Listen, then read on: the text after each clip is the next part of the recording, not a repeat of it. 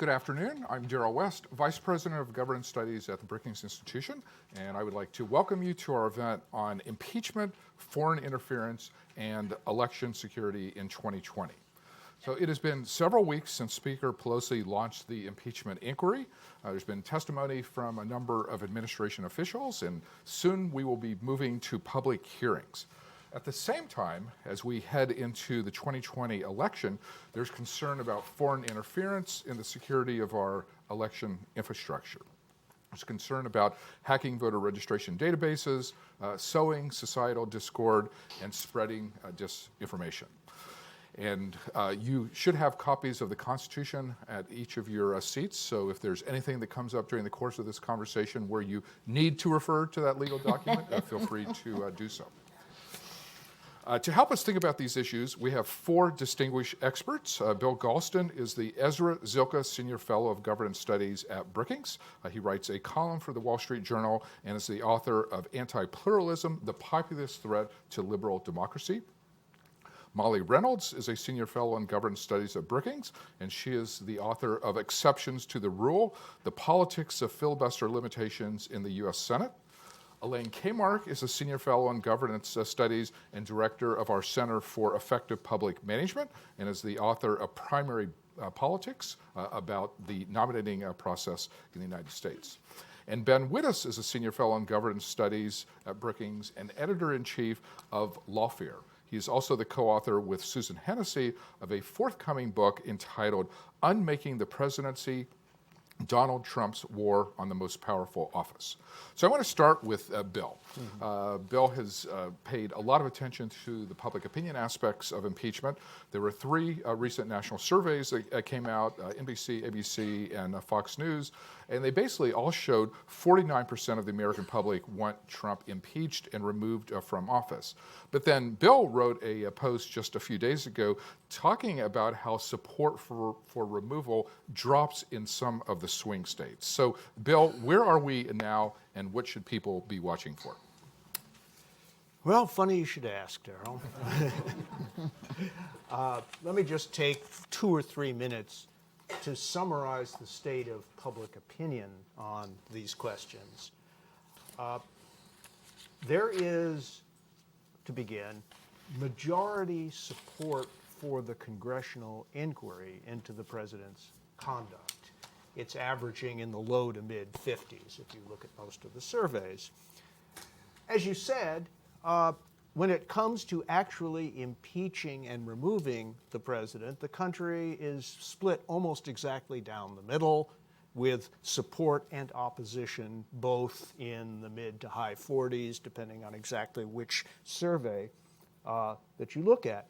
Interestingly, if you look at change in public opinion on this question, most of it occurred in the first week to 10 days after the initial revelation on September 23rd, and it has been quite stable since then. Additional information that the American people have received has not moved them one way or another very much.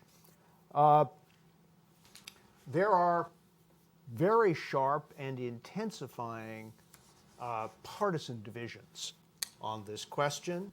I just took a look at the latest average of polls on this issue, corrected for poll quality. That's what 538.com does.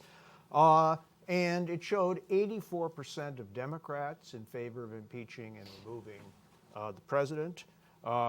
Only 11% of Republicans endorsing that position, and independents stood at 45. Demographically, you see the expected racial, ethnic, and gender divisions. White Americans, on balance, are opposed to impeaching and removing the president. African Americans are strongly in favor of it. Latino and Latina Americans in favor, but much less strongly than African Americans, and many more women than men in favor of removing him from office. You mentioned geography, Darrell. There was a very interesting New York Times Siena College poll that came out a week ago that took a look at the 6 key swing states and found that public sentiment in those states was opposed. A majority of those voters were opposed to impeaching and removing the president. And that's important because those swing states will be the key to President Trump's either successful or failed bid for re-election in 2020. What should you look for in the weeks ahead? Number one, look for some significant change in President Trump's job approval. There's a very common question that survey researchers ask. Do you approve or disapprove of the job that President X is doing as president? And here, hot off the press from the NBC and Wall Street Journal survey are the results. In July of 2019, 45% of Americans approved of the job that Donald Trump was doing as president. In September, a week before the matter broke wide open, 45% of Americans approved of the job that Donald Trump was doing as president. And as of last week, according to NBC Wall Street Journal, yes, 45% of Americans approved of the job the president was doing.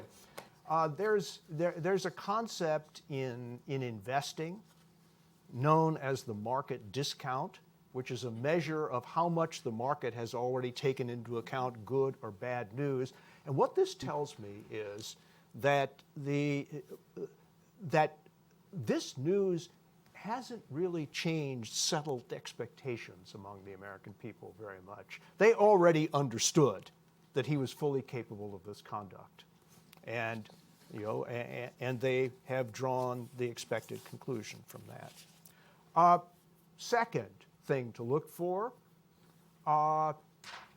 opinion among the Republican rank and file. That hasn't changed very much either. It's up a few percentage points, but as I indicated, from a very low base to a very low total of just 11% right now, and many surveys have it in single digits. Third thing to look for, a break in the ranks of Republican elected officials at the national level. As you probably saw on the vote to authorize a formal impeachment inquiry, not a single Republican member of the House of Representatives voted in favor, not one. Now, obviously, the critical battleground will be the Senate. And here, I just note for the record, and my colleagues may have a different view of the matter, we haven't heard a peep on this question from the 5 senators in the most toughly contested races, not from Cory Gardner in Colorado, not from Thom Tillis in North Carolina, not from Susan Collins in Maine, not from Martha McSally in Arizona, and not from Joni Ernst in Iowa. Not a peep. And what about the very prominent senior Republicans who have elected to retire in 2020? Not a peep from Pat Roberts, not a peep from Mike Enzi, not a peep from Lamar Alexander, and nothing, as far as I know, from Johnny Isakson either. So it is possible that there will be a huge shift in response to the public hearings and other information, such that 20 Republican senators, the number needed to remove the president from office, would choose to vote in that direction. But as of right now, the signs of that are few and far between. Okay, thank you. So Molly, it looks like the House soon will move to public hearings, and today we saw the release of the first 2 transcripts. We're likely to see more as tomorrow and the rest of the week unfold. But tell us how these hearings will unfold in the House, what the rules will look like, and how they will lay the groundwork for articles of impeachment. Great. So where we are in the House in the process is we're kind of ending the stage of gathering of evidence by the House and moving into a stage that will focus on the presentation and consideration of that evidence. So we've seen over the past several weeks this series of depositions conducted by the House Intelligence Committee, working with the House Foreign Affairs and the House Oversight Committees. That stage has been obviously the subject of much Republican angst. There's been a lot of discussions about the fact that it's been behind closed doors. I think it's worth remembering that in particularly the Clinton impeachment, the last comparison case that we have, that kind of investigative work, that gathering of the evidence was largely done by Ken Starr and came to the House of Representatives in hundreds of boxes. And so we're sort of dealing with a different set of circumstances here. And we're nearing the end of that process. As Daryl mentioned, 2 of the transcripts of depositions were released this morning. There is a list of individuals that these committees who have been conducting these depositions would still like to hear from. I think it's increasingly unlikely that they will get compliance from those individuals. The individuals that they have yet to hear from, who they would like to, generally fall into the category of folks whose incentives are more closely aligned with those of the president. We did have this series of witnesses who the committees wanted to hear from, whose incentives were not necessarily closely aligned with the president's, and so we're more willing to reach some kind of agreement to cooperate. Once this series of depositions is complete, as Daryl mentioned, we will move to 1 or more hearings, open hearings in the House Intelligence Committee. The resolution that the House agreed to last week that set out some procedural parameters for where we go next provided for these hearings. We don't know how many there will be, but there will be 1 or more. A couple features of those that are worth noting. They will start with a longer than usual period of questioning controlled by the chairman of the Intelligence Committee and the ranking member, up to 45 minutes per side. That's much longer than certainly the usual 5 minutes, and even longer than the extended period that was already provided for in the House rules. Both the chairman and the ranking member can choose to yield that time to staff, so we may well see staff counsel conduct that initial period of questioning. Once those hearings are complete, the chairman of the House Intelligence Committee will, again, working with the chairs of the Foreign Affairs and Oversight Committees, will write a report on the material that has been gathered. That and the other investigative materials that have been collected by House committees will then be transferred to the Judiciary Committee, which has jurisdiction over presidential impeachments. The Judiciary Committee will then have its own series of hearings. They will start with an initial presentation of evidence. The President's Counsel will actually be able to ask questions during that, as well as members of the committee themselves. There may be the presentation of additional evidence. There may be additional witnesses. These are all things that are provided for, again, in the procedures that the House adopted last week. We don't exactly know how they will shake out. The Judiciary Committee will also have this longer questioning period where there will be the opportunity for more questions. Perhaps the most interesting thing that we might see procedurally in the Judiciary Committee portion of this is this possibility that the Judiciary Committee chair will be able to prevent the President's counsel from exercising some of the due process rights afforded to him under these new procedures if the President quote, unlawfully refuses to make witnesses available or produces documents. And so we don't know exactly what that means or what exactly that will look like, but it's clear that the House House Democrats are prepared for additional obstruction on the part of the executive branch, and that they are at least attempting to set up some procedures that would allow them to exert leverage. Again, it's hard to know exactly how that will shake out. I do think that we will continue to see a lot of process-oriented complaints about how this is unfolding from Republicans. We've seen a lot of that so far, going back to the letter that the White House counsel sent to the Hill, indicating that the president would not be cooperating with the impeachment inquiry. So there's certainly the potential for a fair amount more kind of conflict and angst. But we have now a better sense of kind of what we might expect is likely to happen procedurally over the next several weeks. So Elaine, you've written about the history of impeachment. So what do we need to know about the Andrew Johnson, Richard Nixon, and Bill Clinton impeachment efforts, and how might they inform the current effort? Okay, well, let's start with Andrew Johnson. That was the very first impeachment. And the interesting thing about that was how momentous the issues were in 1868, because the Union had just won the Civil War, and yet there was the question, what do you do with the southern states? We had abolished slavery, but we hadn't guaranteed the rights, the full citizenship rights of African Americans. And so the issues there, when you go back and you read much of this, which I've been doing lately, the issues are just momentous.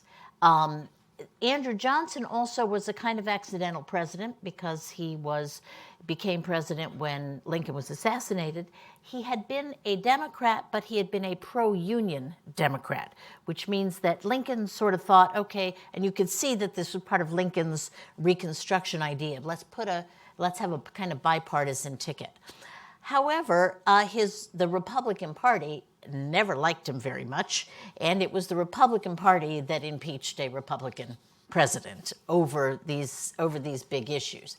Now, one of the things that comes up in the polling and in public opinion is that a lot of Americans would rather deal with the president through the election process than through the impeachment process. And Andrew Johnson beat conviction by one vote in the Senate. But the timing is really interesting here. The articles of impeachment were voted on in May of 1868. The Republican convention convened in Chicago in May of 1868 from May 20th to May 26th. And they unanimously nominated former General Ulysses S. Grant on the first ballot. So basically, they knew they were going to get rid of this guy. Okay, I mean, the Republican Party had no intention of renominating him. He thought he might get nominated by the Democrats. He got like less than 10 votes on the Democratic side. So in some way, we see some of the themes in public opinion, which is, okay, we don't have to acquit him. I mean, we don't have to convict him because guess what? The voters and his own party is going to. The Nixon impeachment is more or less a classic, but in terms of the weightiness of the matters, there was clearly obstruction of justice. What we tend to forget, however, is that lots and lots and lots of people went to jail. And it took a long time. It took until August of 1974 for the smoking gun tape to finger the president himself. So Nixon hung on and hung on and hung on until that tape. And then it was a matter of days, and Nixon resigned. And of course, once the tape came out, the Republican Party, Senator Goldwater leading the delegation, walked into the Oval Office and said, we don't have the votes to prevent your impeachment. We don't have the votes to prevent your conviction in the Senate. And whew, it was gone. So I think we need to be aware of just how quickly things can change. Finally, the impeachment of Bill Clinton was looking a little bit like this one in that the impeachment vote was just absolutely a partisan vote. In the Senate, however, there were some Republicans who sided with the Democrats, and of course he was not convicted. He was acquitted. Now, the interesting thing there, there were two articles of impeachment. One was on perjury, one was on obstruction of justice. But the fact of the matter is, nobody considered this a constitutional issue, the rising to the level of high crimes and misdemeanors. Added to just the very substance of it was the fact that Newt Gingrich, who was Speaker of the House when the articles were voted in the fall of 1998, resigned on January 3rd, 1999, because he was having an affair with a woman 23 years younger than himself while he was still married. So guess what? That sort of took the air out of the Republican balloon, so to speak. We then went to, then Congressman Bob Livingston was the acting speaker, and he was fully intending to run for speaker until, guess what? He was revealed to have been engaged in an extramarital affair, and 3 other members of the House were. So, all of a sudden, this issue simply went away. And Bill Clinton was not convicted. He was acquitted and actually went on to have fairly high approval ratings and do something that no one expected him to do, which was to pick up Democratic seats in the 1998 midterm elections. So each one of these things tells us a little bit about what's coming. We can certainly cross marital infidelity off the list of impeachable offenses, right? Well, that one we've got. But we also, they've all established, as Molly talked about, there are precedents now. There's precedents in the House, there's precedents in the Senate, and we know that the Chief Justice of the Supreme Court essentially turns the Senate into a judicial body when this trial begins. So we do have some precedent and some interesting both politics and legal precedents. So Ben, you have co-authored a terrific article for The Atlantic entitled "Trump is Running Out of Defenses," and then last week you had another one, "Trump's Tantrums Won't Make Impeachment Go Away." Over the weekend, President Trump tweeted 75 times about impeachment, so it seems to be on his mind to some extent. Right now, the president seems fixated on uncovering the identity of the whistleblower. So how should we evaluate what Trump is doing now in regard to impeachment? Right. So I want to answer this question actually with reference to some of the poll data that Bill started with, because I think you can't entirely understand the strategy of the president's impeachment defense without reference to that poll data, because I think that's actually the ultimate defense. The president has kind of test-driven 4 distinct defenses in sometimes in a kind of indiscernible melange of all 4 or 2 of the 4 or 3 of the 4, sometimes discreetly. They are the following. The first is denial. The second is character assassination. The third is process complaints. And the fourth is prerogative. And so let's check through those individually. I think each has mostly failed, which brings us to the 5th and real defense. So the first one is just denial of the facts, right? And when the president, started out by saying sort of no quid pro quo, the call was perfect, right? Various iterations of kind of factual claims.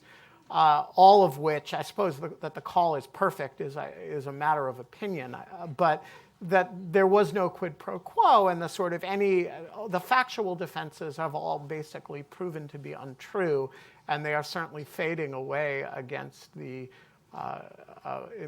impressive quantity of witnesses who have come forward and testified.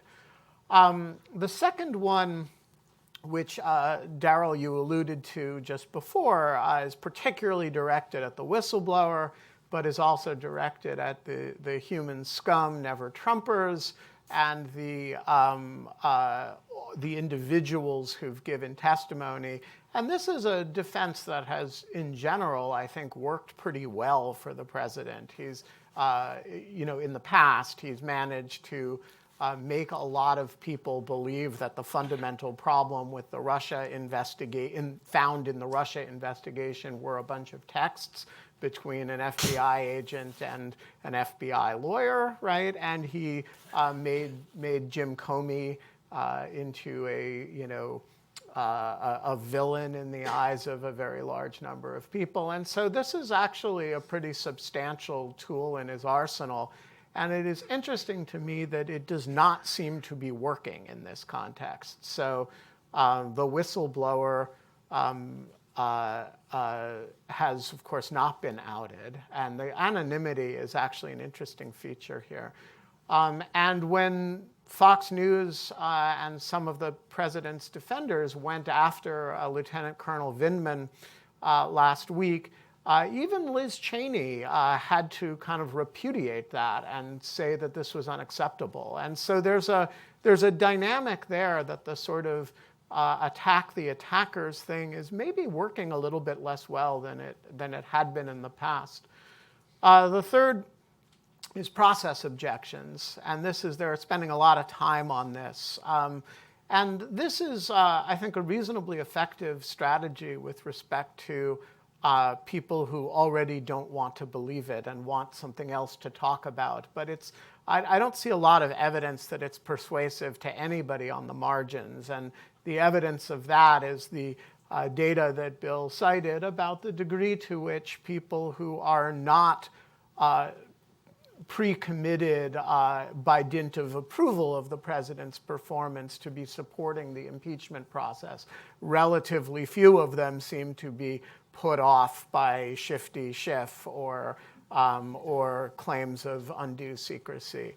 And I think those complaints will fade further in relevance as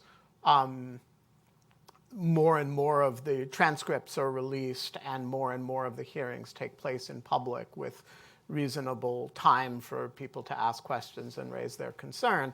And that brings me to the final, and I think the real defense, which is an assertion that this is all a fine thing for the president to do. And when the president says, I have the absolute right to ask the Ukrainians to investigate corruption, what he's really saying is, I dare you to say that this is unacceptable. And that is, I think, the real defense.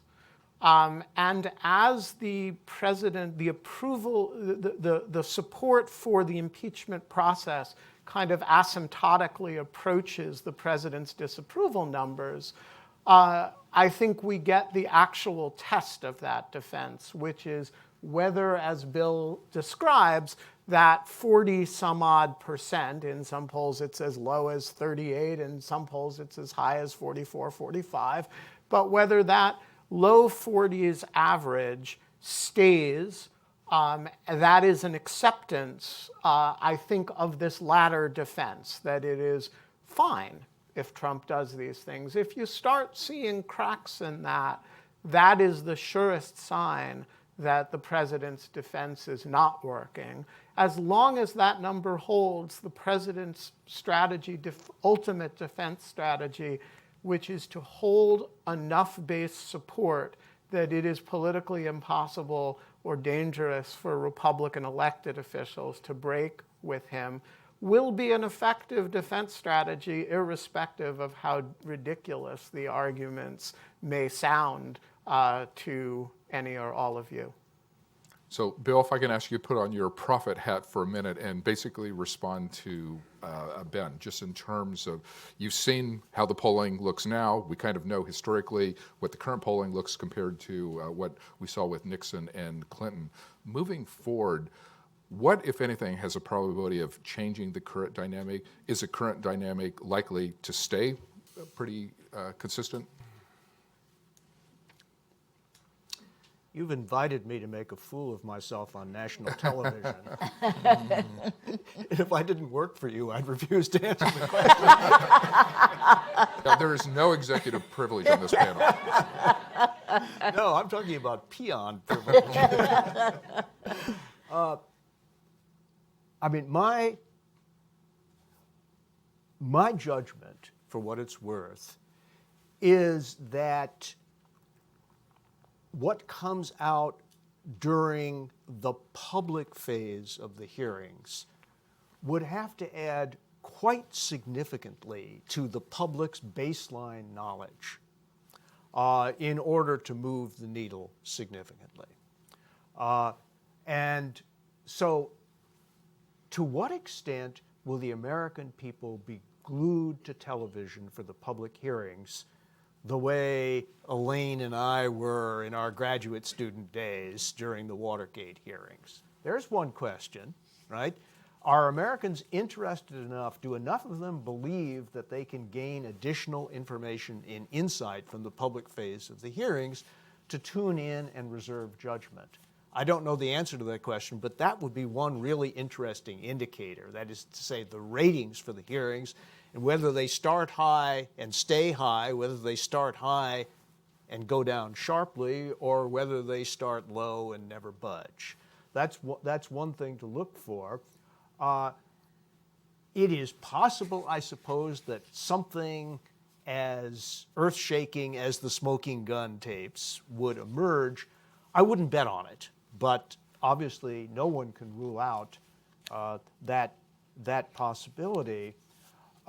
My own view, for what it's worth, is that the extraordinary increase in partisan polarization that has occurred in the past generation is going to limit the response of the American people taken as a whole to additional information, to the extent that that additional information contradicts their overall worldview and their overall view of the president.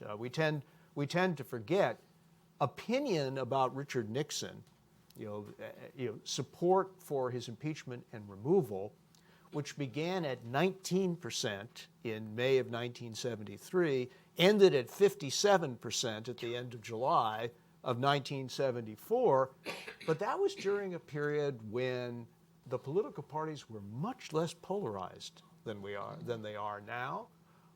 When on the two critical articles of impeachment, between a third and 40% of the Republicans in the House Judiciary Committee voted for them. I would bet money against that in today's House Judiciary Committee. My over-under number of Republicans supporting any article of impeachment in the House is 0. And I'm ready to be corrected by a real congressional expert, but just for the record, that's my estimate. And so the long and the short of it is, I can imagine a big change, but I think the odds are against it.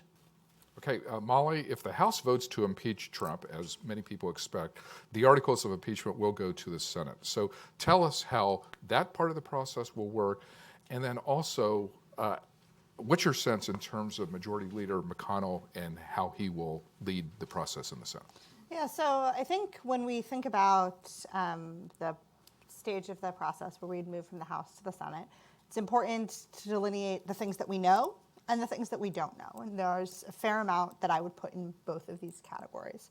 So we know that the current Senate rules for conducting an impeachment trial are phrased in pretty mandatory terms in terms of the Senate needing to have one. There's lots of, the Senate's impeachment rules are littered with the word shall and have particular times for things to happen. But we also know that the Senate can waive or alter those rules.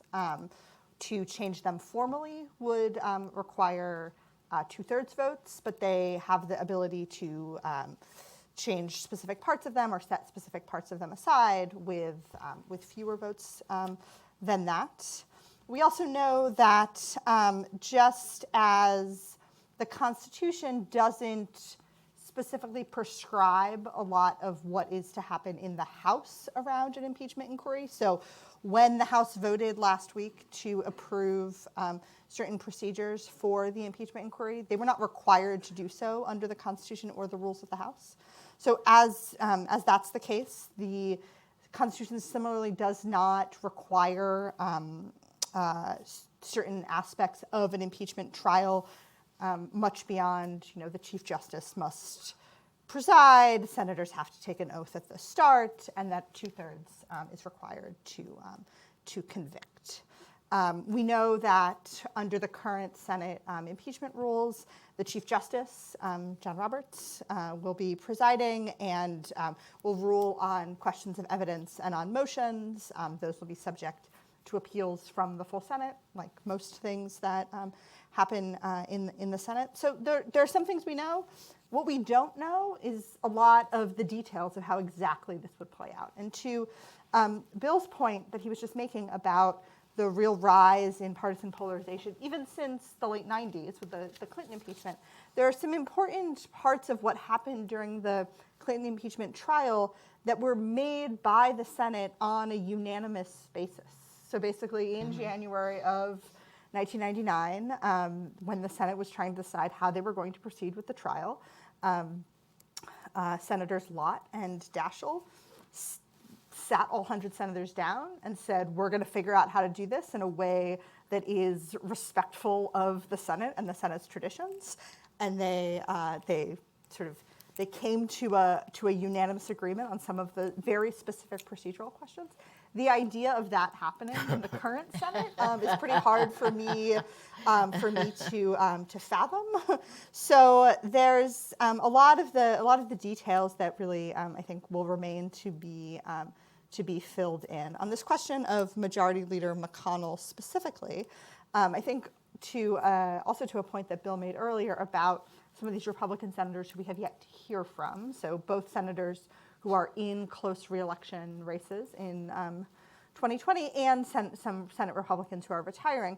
I actually think, to me, where they stand to be perhaps most influential, absent some big sea change that would lead folks to vote for conviction, is in kind of behind the scenes before the impeachment trial would start negotiations with Leader McConnell about what is important to them to a process to look like. What does the trial need to look like in the Senate for them to feel like the Senate is fulfilling its responsibilities as part of this process? And I think there are a number of different ways that could play out, and I don't know how exactly it will. But to the extent that I think we may see some of these kinds of Republicans that Bill mentioned earlier play a big role in what happens. It's going to be in this process of working with McConnell, and then McConnell working with Minority Leader Schumer to figure out, what will the very detail-oriented parts of this look like.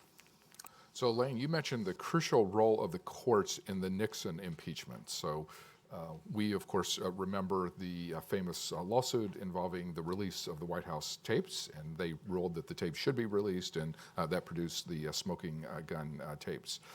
Right now, there are current lawsuits involving the principle of executive privilege. We know there have been a number of administration officials who've refused to testify before the House, unrelated to the impeachment, but we just had a New York appellate court that ruled that Trump must release 8 years of tax returns. So the question I have is, on the Trump impeachment, how do you see the role of the court unfolding? Either one, on the impeachment front, or is it not going to take place within, let's say, the next 1 or 2 months and therefore not be relevant? Or what is your expectation in terms of the role of the courts going into next year's election? That's a great question. One, of course, difference is that, Trump has already admitted to having the phone call. He thinks it's perfect. Ben is absolutely right. This will be fought on the appropriateness of that phone call and whether people think it's appropriate or not. With Nixon, it was a long slog getting to Nixon, and the courts were critical. I don't see the Supreme Court having as big an impact on this impeachment trial as it did on the Nixon trial. However, there's another court involved, and that's the Southern District of New York. As Gerald mentioned, they just today, again, we've had rulings that they should release that Trump has to release his tax returns. The reason I think that's important is it goes back to the question Bill answered. What, if anything, would break loose the public, okay? And of course, one of the most closely guarded secrets of the Trump campaign and presidency has been his actual financial status. Nobody in New York, where I lived for many years, nobody in New York City can figure out where this guy's money comes from. No, really, honestly, nobody can. And so if the finances, in fact, reveal something surprising, that could be the sort of thing that would move some of this public opinion. It would also, if you go back and you think about a crime, right? Crimes always need motives. There needs to be a motive for wrongdoing. And if you look at Trump's history with Russia, and of course this Ukraine thing is only a part of a bigger history with Russia, you know, on the one hand, you could say, yes, presidents have the right to change American foreign policy and bring it in a different direction. On the other hand, this has been such a strange way of going about changing American policy that we have all been wondering for some years now whether or not there is something going on there between Trump and Russia. And one of the things that could break that loose is the tax returns finally coming to life. Okay, Molly mentioned the role that of Chief Justice Robert in presiding over the Senate trial. Ben, I know you're a longtime observer of the court. What do you think Roberts will be like as a presiding officer of this trial? It's a really interesting question. You know, like nobody seeks to be on the Supreme Court or seeks to be the Chief Justice so that he can preside at the Senate at an impeachment trial of the president. You know, like, and you know, if you're John Roberts and you're really trying in a polarized environment to keep the court, you know, somewhat insulated from the political fray, having to go into the Senate and sit there while, you know, people throw food at each other is a kind of a mortification of the flesh that I'm sure he is not looking forward to. And I'm also confident that in his, you know, dignified institutionalist kind of hat-wearing way, he would want to do impeccably. So remember, this is the guy who, when he flubbed a word in Barack Obama's inauguration, he went to the White House the next day to do the oath of office a second time, to make sure they'd gotten literally every word of it correct. And so it's actually a bit of a challenge, I think. How do you preside at a Senate trial that's going to be as ugly and as bitter as this one in an environment that is quite toxic, involving, let's face it, a highly toxic personality, and not grossly stain the institution that you represent. And here's the other thing. So Bill Rehnquist, his predecessor in the Clinton impeachment, found lucked into a quite novel solution to this problem, which was that the then majority leader and minority leader, I believe it was Trent Lott and Tom Daschle, is that right, Molly? Quite to everyone's surprise, went in a back room and came up with a very detailed list of procedures and answers to all questions that they each presented to their caucuses. And the result was that the entire trial proceeded on the basis of unanimous consent. All the questions were kind of resolved that way. I think you can pretty safely say, and the result was that Rehnquist presided but really didn't do anything, which was, I think, fine with him. He kind of sat there laconically in his robes and looked dignified, and that was the end of it. I think we can pretty safely predict that that is not going to happen here, and that the two sides are not going to agree on a great deal. And that means that John Roberts, at least in the first instance, is going to have to issue a lot of rulings. And so I think that actually makes the problem worse, that he'll be initially deciding the answers to a bunch of questions, subject, I believe, Molly, correct me if I'm wrong, but I think the rule is the presiding officer rules and then can be overruled by a vote of the Senate.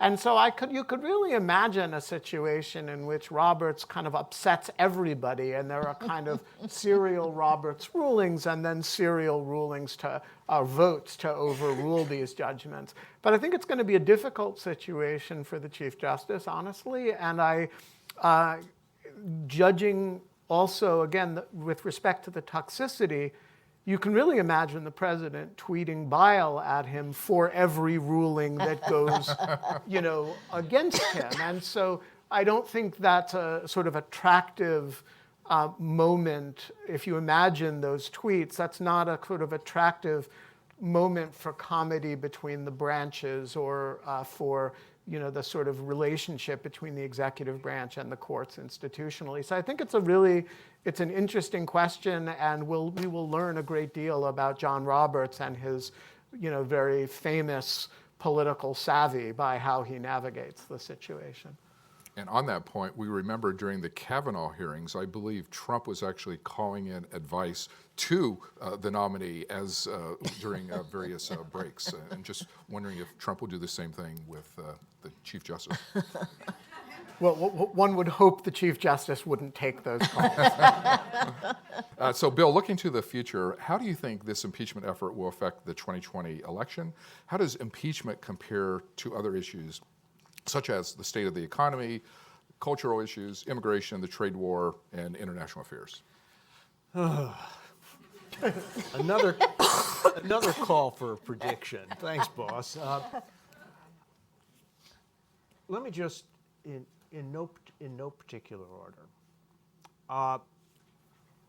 On the one hand, when you listen to the reports from the field about what the Democratic candidates are hearing as they go around the early states, they are all saying that they're not getting a lot of questions about impeachment, right? They're getting a lot of questions about health care and guns and a bunch of other things that Democratic primary voters are passionate about, but they've sounded surprised that they haven't gotten more questions or more demands on impeachment.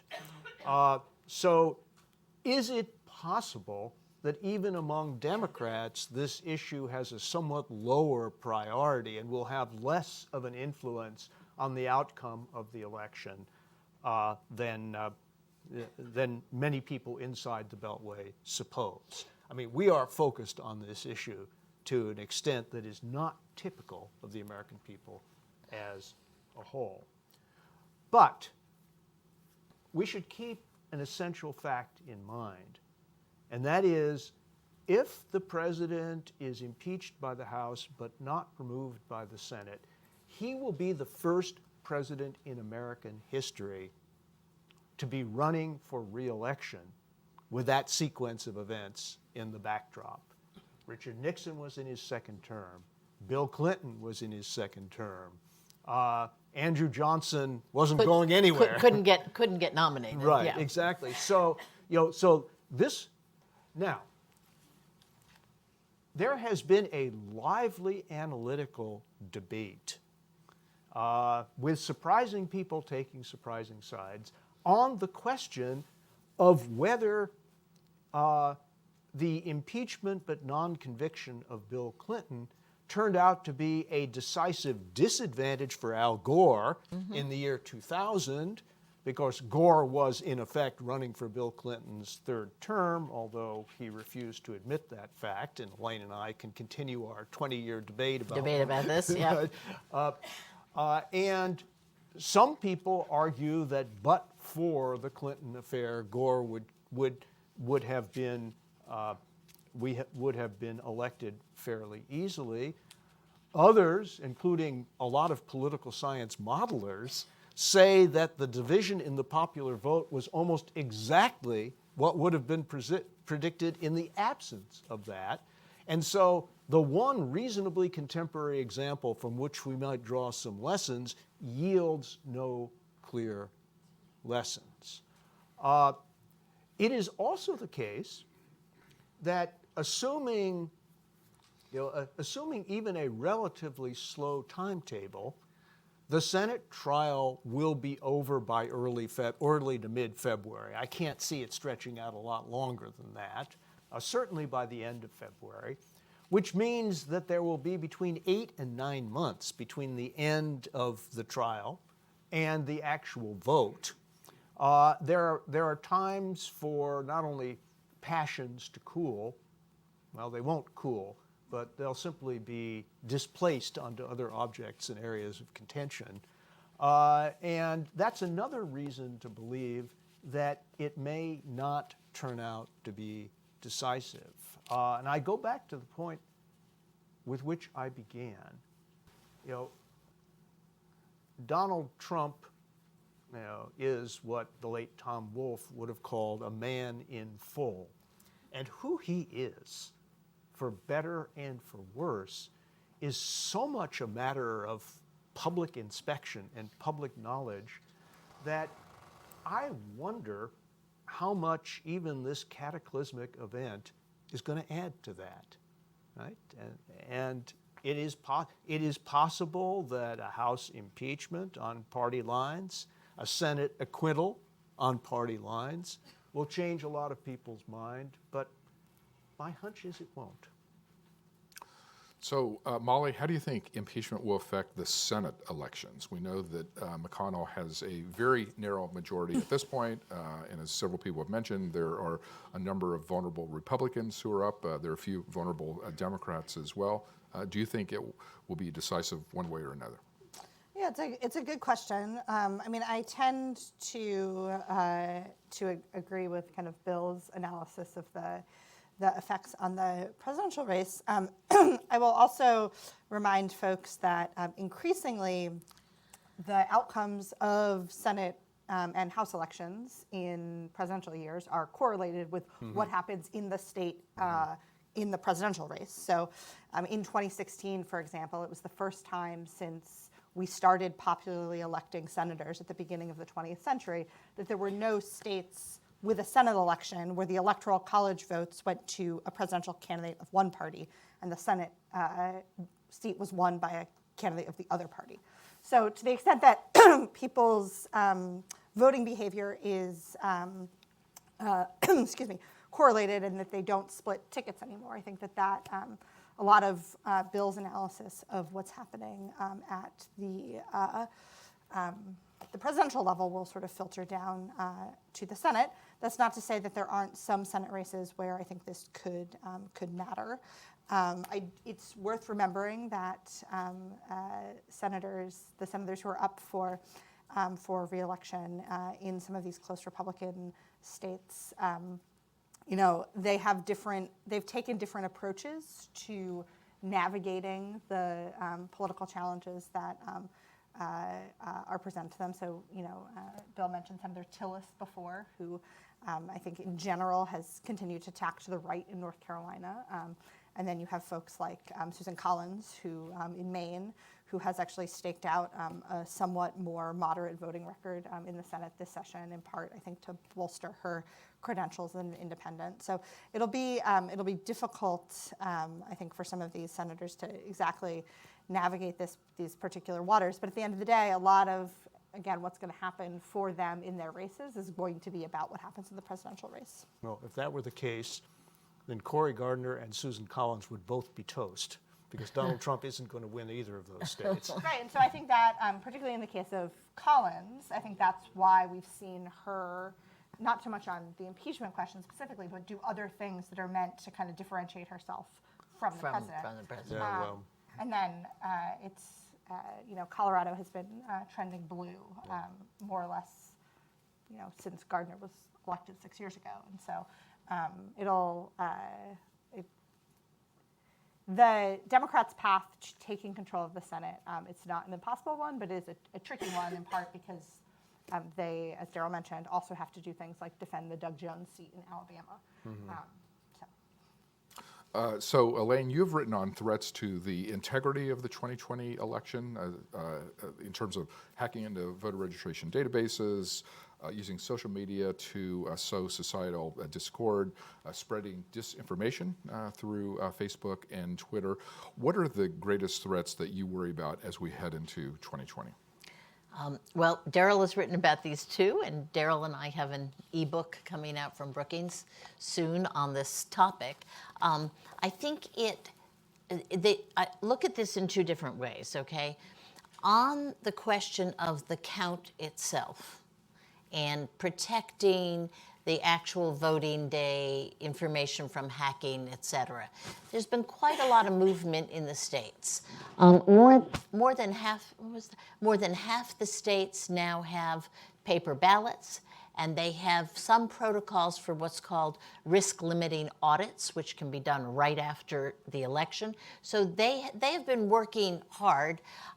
Congress appropriated $380 million last time around, too late for the 2018 elections, but a lot of states have that money. And after a lot of groaning and delays, they actually have appropriated more money for this cycle. So on the one hand, I think that there's been a huge amount of progress since 2016 on the count itself.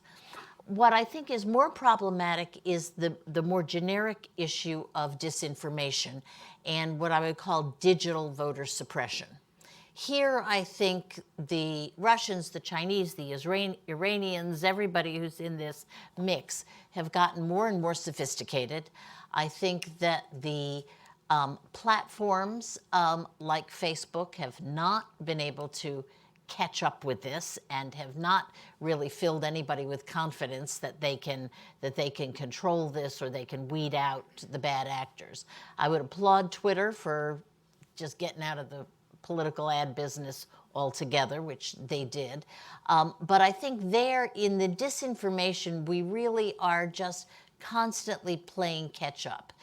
Years ago when I was in the government, we worked on drug interdiction, et cetera. And of course, what you learn about all these things is that the minute you find out a loophole someplace, the minute you find out where drugs are getting in, guess what? They just go to another place, right? It's just a constant thing. And I think this is what we're facing on the when it comes to disinformation. The one hope I have is that the voters themselves would get increasingly sophisticated and skeptical about the stuff they're seeing online. I don't know that there's any way we can judge that at this point, but it is frankly, given how quickly campaigns move, it's probably our only hope, because I don't have much hope that the disinformation part of election interference can be countered by the FBI by the normal legal means. It moves too quickly. It comes and then it disappears into thin air. So I'm hoping that the voters will be appropriately skeptical. So I have one last question for Ben, then we'll open the floor to any questions or comments from the audience. So tomorrow, the Roger Stone trial begins. You have noted in other contexts that some of the redactions that we saw in the Mueller report was based on evidence that apparently prosecutors wanted to present in the Stone trial. Are there any surprises that you think would change the current political dynamic coming out of that trial? Well, the way you've asked the question, the answer is no. I think the surprises are unlikely to change the current dynamic. That said, I do think there are things we are going to learn in the presentation of evidence in this trial. So there are redactions in the Mueller report that appear to relate to the Roger Stone trial that involve the president very personally receiving information about WikiLeaks. And there's a particular scene in which he's in a car driving to the airport, I think, and and he is told about a pending WikiLeaks release. And this is, most of the sentences around this are redacted, I think, because of the Roger Stone case. And so I think we're going to learn some interesting stuff about, not the hacking of the emails, but the interactions between Trump campaign folks and WikiLeaks folks about the distribution of those emails directly or indirectly. And will it make a difference to anybody? Surely not. I mean, the people who are concerned about this, as Bill describes, this discount has already been paid. People know exactly what they think of Donald Trump, and information handling and WikiLeaks and the emails in the 2016 election. And I don't think, short of Roger Stone standing up and saying, yes, I did it, I colluded, in fact, including that, I don't think it's going to change the way a lot of people think about it. Okay, let's open the floor to questions. Right up front, there's a gentleman with a question. There's a microphone coming over. And if you can give us your name and organization, please. Yes, thank you. My name's Peter Gluck. I'd like somebody to address the issue of how the courts can be used to play this thing out beyond the point where it makes much difference. In other words, you've had two decisions of 3-judge panels at the circuit court. The losing side will probably appeal to the full circuit, and then the losing side at that level would probably appeal to the Supreme Court. The Nixon tapes case took about 90 days to go from start to finish. I'm wondering what the scenario would be in this particular instance. Thank you. You go ahead. So I've got bad news for you, which is litigation is slow. And it is not a process that is designed to mediate real-time political disputes between the legislature and the executive branch, and it will not play that role efficiently. That's the bad news. Here's the good news. It might have a useful role to play anyway.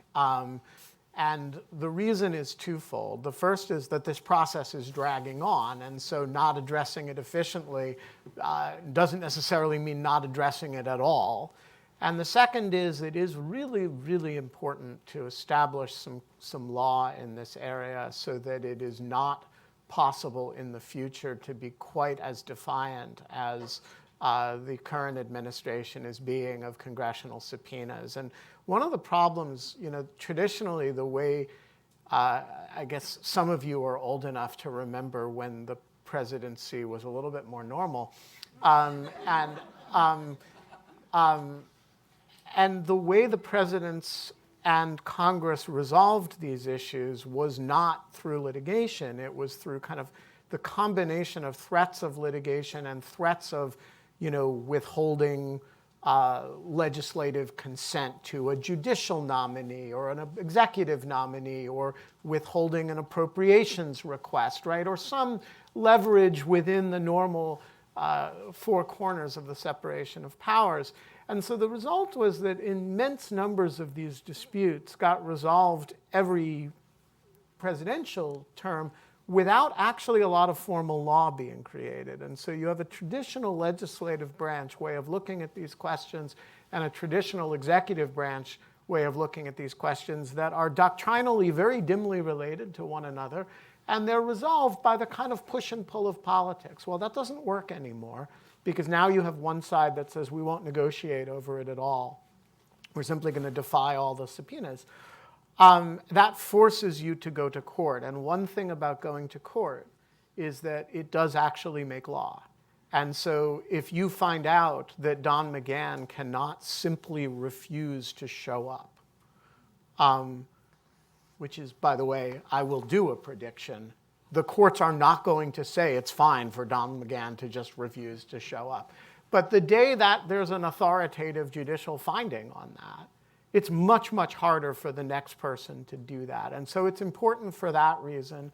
And then finally, there is this one other thing that can speed things up significantly, which is that unlike an appellate court to which you have an appeal as of right, so you litigate it at the district court level, and then you have a right to appeal to the DC Circuit or the Second Circuit. But the Supreme Court, you don't have a right to appeal to. They have discretionary review over all of these cases. And so everybody's assuming that the Supreme Court's going to sort of hear all these cases. And I'm very confident that that will not happen, that they may hear one of them. But the larger posture of the Supreme Court is very likely to be to let the appellate courts just be the final word on some of this stuff. So which one will rise to the level of the Supreme Court? That's a level of prediction that I don't know. For example, let me give you an example of one that I think is probably the other direction. I think it is, I'm not sure if I were a justice that I would be particularly interested in hearing one of these Mazars cases over the president's tax returns. I would wait for a situation in which there's some sort of meaningful division in the lower courts where there's a real live question that requires you get involved. And so the bad news is it's going to be slow. The good news is it is going to accelerate. So I would agree with Ben's diagnosis of the difficulty on the part of Congress of using the courts as a means for advancing congressional oversight goals in the short term. And we knew that before this episode. What I would add is that I think that one of the major consequences of the shift in the focus to what happened with the Ukrainians is that it opened up a different and new set of witnesses from whom Congress has been able to get information because they do not have, as I mentioned before, the same incentives as Don McGahn does to align himself with the president. And so on one level, and I agree with Ben on kind of a macro level about why these fights matter quite a bit. But in terms of advancing the narrative of kind of where we've ended up, some of these court fights are less important than they would have been if we didn't have this new set of facts about Ukraine that's come out over the past 8 weeks. Over here, there's a gentleman with a question. Eric Hirschhorn. I have a comment and a question. The comment is, for the two of you at least, Al Gore lost the election because he ran away from 8 years of peace and prosperity. That's my view. But the question is, assume I'm Donald Trump and I'm looking at all this and I know that nothing that's happened before now has affected my base, my popularity, my rating, my approval rating as president. And I say to myself, 6 months of this enables me to attack the Democrats because I'm going to be acquitted in the Senate. 6 months of this enables me to attack the Democrats for wasting the Congress's time and the people's time on impeachment when they could be working on helping me build the wall, doing all the things that a lot of Americans who don't like Trump care about. Can you comment on that? I'll give it to any member of the panel. I'll be happy to comment on that. You've just stated my worst fear, the fear that has led me on numerous occasions to write publicly about why I thought that from a political standpoint, moving to a full formal impeachment process would be a mistake for Democrats. I have not changed my view of that matter. What the net political effect is going to be, I can't tell you. I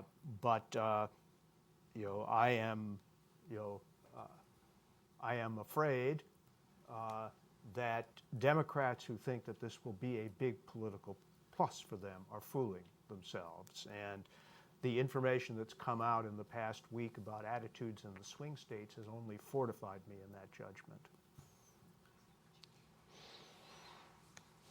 Yes, on the aisle, there's a woman with her hand up. Yeah. Thank you. Yana Slesarchuk, 1+1 Media Ukraine.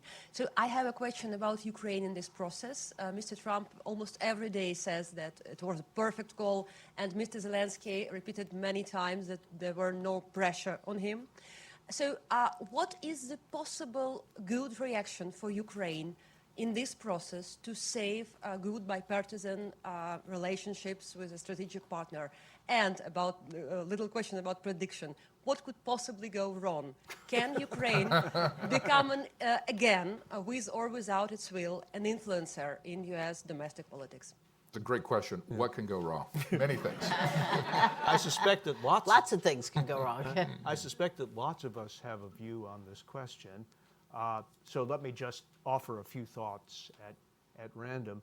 What we've learned just in the past couple of weeks suggests that there is an important piece of what we call the backstory, and that is President Trump's deep antipathy to Ukraine that was, that was born of the the struggles in 2016, aided and abetted by some of his aides, such as his former campaign manager, Paul Manafort, trying to shift the blame from Russia to Ukraine for efforts to undermine Mr. Trump's campaign.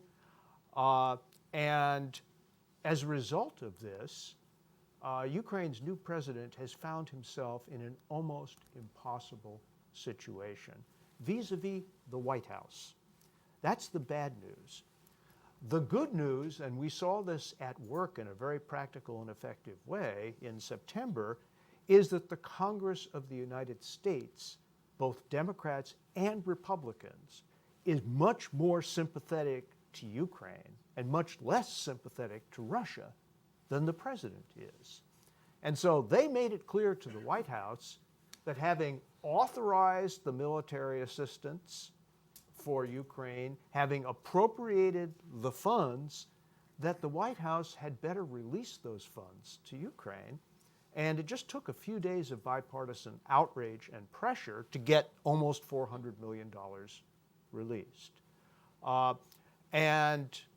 think in the battle for public opinion, Ukraine enjoys a very significant advantage over Russia. Most Americans are aware of the fact that Russia seized Crimea, that Russian-backed forces have initiated and continued an assault against the unity and territorial integrity of Ukraine in the Donbass. And there's not a lot of sympathy for the Russian side of this story. And so I think if Mr. Zelensky is smart, he will make sure that there's a steady stream of senior officials talking with senior Republicans and senior Democrats, and perhaps not worrying so much about the White House. Frankly, I don't think there's anything that President Zelensky can do to overcome President Trump's antipathy to his country. I say that with deep regret. Also, near the back, there's a gentleman with his hand up. Bill Arnone. Two procedural questions. Might the presiding justice have the authority to rule that the vote is confidential? And secondly, is the required number to convict 2/3 of the Senate or 2/3 of those present? Molly? You've taken me really in the weeds here. So on the second question, I believe it is 2/3 of those present, Yes. not 2/3 of the Senate itself. There are relatively few Senate procedures that apply to senators chosen and sworn as opposed to senators present and voting. On the question of could the Chief Justice rule that the vote would be secret, so as Ben articulated earlier, and I mentioned as well, the Chief Justice, questions have to be put before the Chief Justice. He doesn't get to sort of decide what the questions that he rules on and the motions are. The question of whether the vote could be, under the existing rules, many of the deliberations will be secret. That's the kind of default position.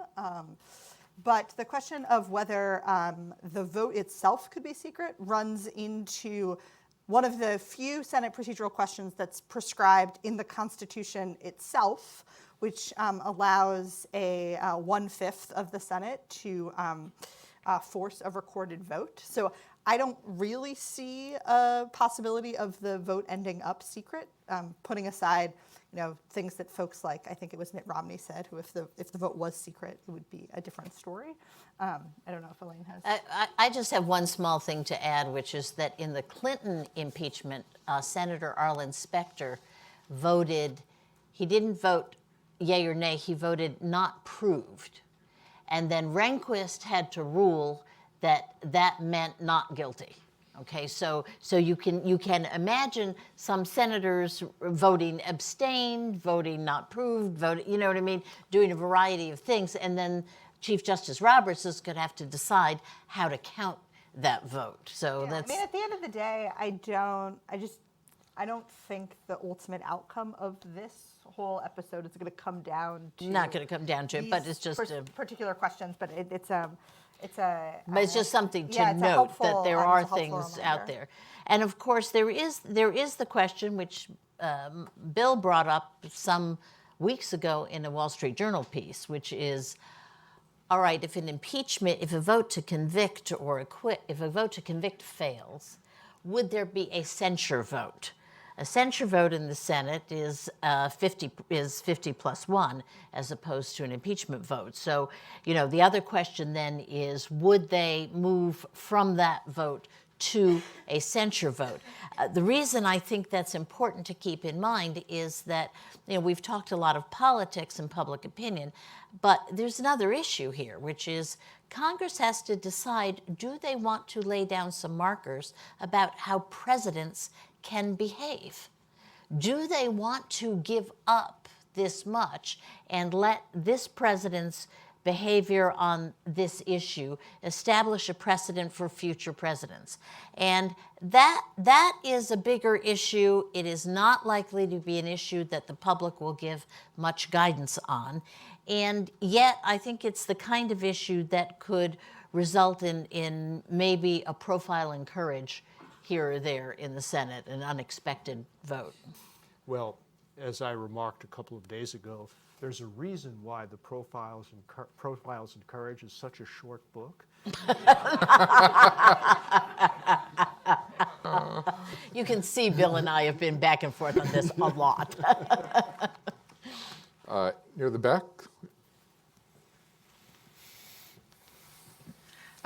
Good evening. This is Javeria Tareen. I'm the CEO of Balochistan Institute of Research and Development from Pakistan. I would like to know how you see the role of artificial intelligence in securing the election 2020. Thank you. The role of what, Darryl? Artificial intelligence. Artificial intelligence. I'm not sure I see the relevance of that in terms of how the election is going to play out. I mean, certainly in terms of sowing disinformation, AI and bots did play a role in disseminating false narratives, and I would expect a continuation of that strategy going forward. But, it's hard to prove the election is caused by things like that. I personally don't think the 2016 election was decided on issues like that, and I don't think the 2020 election will be decided on that basis either. Let me add my worst nightmare to that answer. Many of you have probably been following the development of what are called deep fakes, which is an application of artificial intelligence to especially video recordings, such that it becomes increasingly easy to manufacture videos of public figures saying things that they never said, and it becomes harder and harder to detect the fake. And my nightmare about 2020 is that there will be a proliferation of such video interventions into our presidential campaign.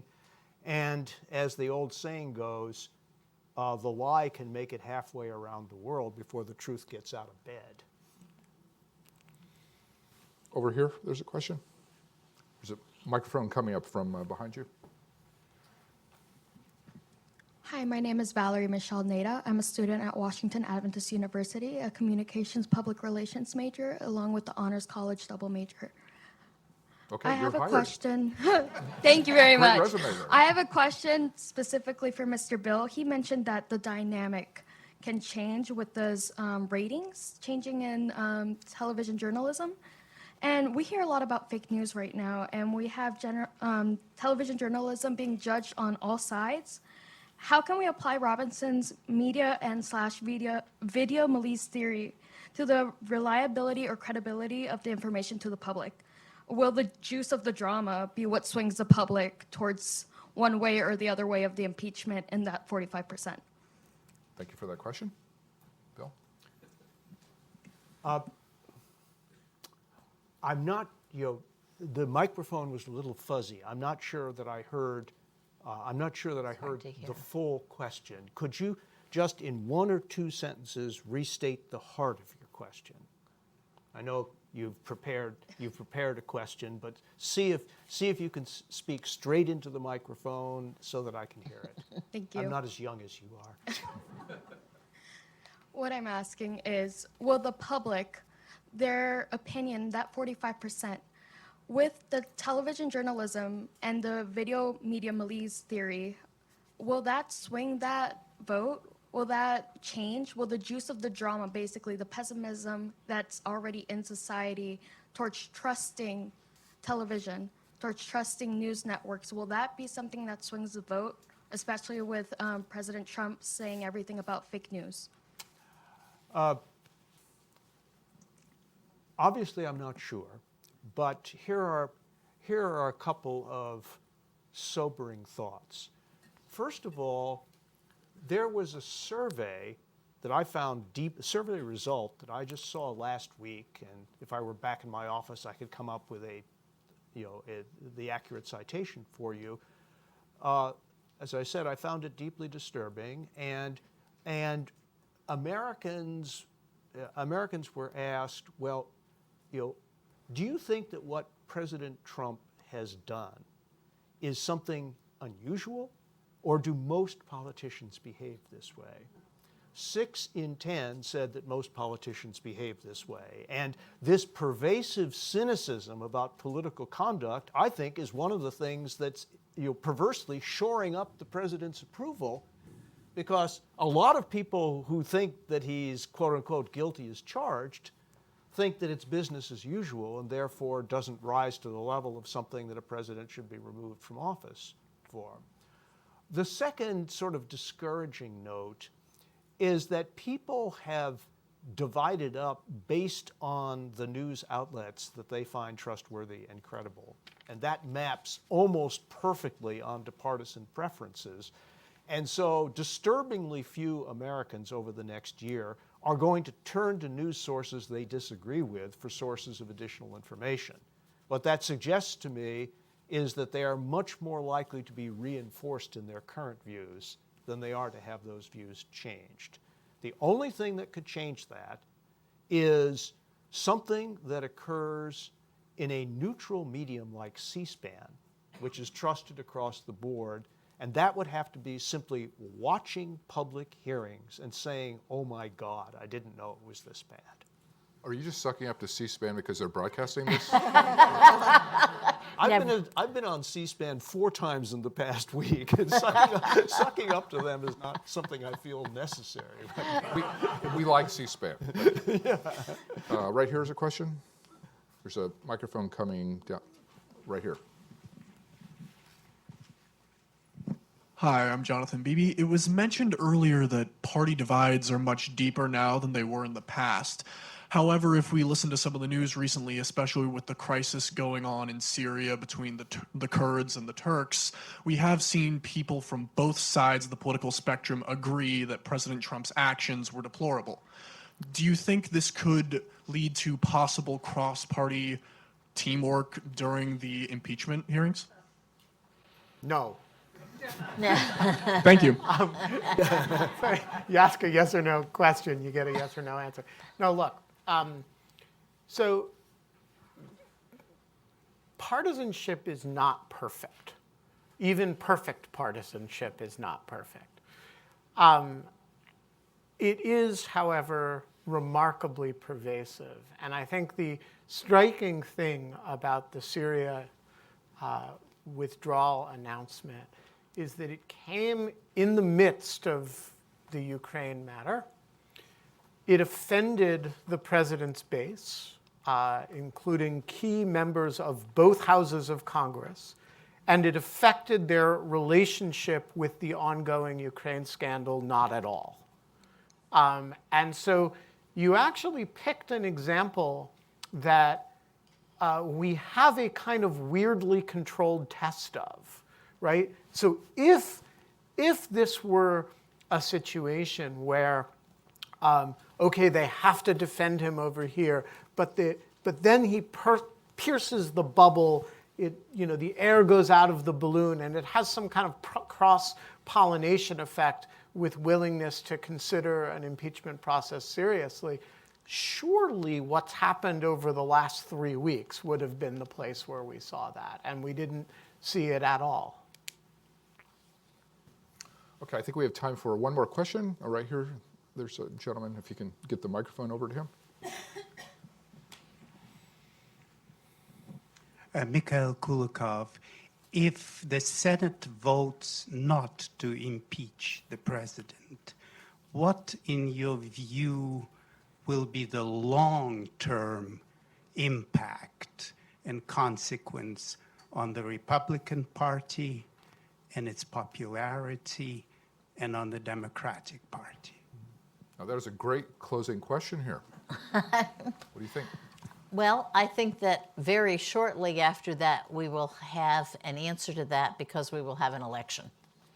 And so I think if they vote, which is likely at this point, not to convict him, then I think all the action will turn instantly to the 2020 elections, and we'll see, right? We'll see if, as Bill fears, there is damage to the Democrats, or if things simply go on and the president's, look, this is a president who is unique in many aspects, but one particularly relevant. He has never passed 50% in approval. Now, there is a lopsided, aspect to this because, of course, California is, skews the whole country because it's gotten so big and so favorable to the Democrats, and Trump is not even, he's so hostile to California he doesn't even want to give them money for the wildfires out there. Okay, so this is an odd situation, but the fact of the matter is we will see in 2020 if there's a Democrat elected. I do believe, as Molly said and others said, that the Democrats will take the House. And then I think there's going to be a real self-examination in the Republican Party. Okay, their demographics are not good. It isn't. They have their highest levels of support, and Trump has his highest levels of approval among people 65 and older, and they have consistently not done well in the younger portion of the population, with the people in the middle kind of splitting 50-50. So if in fact this plays out and in fact Trump loses and the Democrats take the Senate and keep the House, then I think there's a real turning point in the Republican Party. But bear this in mind, American political parties don't tend to die. Okay, they just tend to kind of, they just morph into something else. So I think there will be a Republican Party around. It'll just probably look different if this happens. Yeah. This sounds like you're the chair, but this sounds like a good exit question for all of us. And let me just offer some concluding reflections. I think what's at stake is the future of the Republican Party, but more than the future of the Republican Party. Here's something for all of us to think about. The American Republic is now in its 230th year. In the first 184 years of our existence, we had one incident of impeachment. In the last 46 years, we've had 3. Right? Is this telling us something? Right? And, my fear is that it is. We have had an unusual number of presidents elected during this period with less than a majority of the popular vote. We've had 2 presidents who've taken office with less than a plurality of the popular vote. And when you pile that on top of the extraordinary increase in polarization that's occurred during this period, I think it would be over the top to talk about a legitimation crisis. But I do think that this is pointing to deep systemic problems that all Americans, Republicans, Democrats, and Independents, and the leaders thereof are going to have to think about very seriously in the years ahead. I'm not sure how long we can go on this way without risking serious damage to the entire constitutional order, and not just one political party. Okay, on that note, I want to thank Bill and Elaine, Molly, and Ben for sharing your views, and thank you for your great questions. Thank you.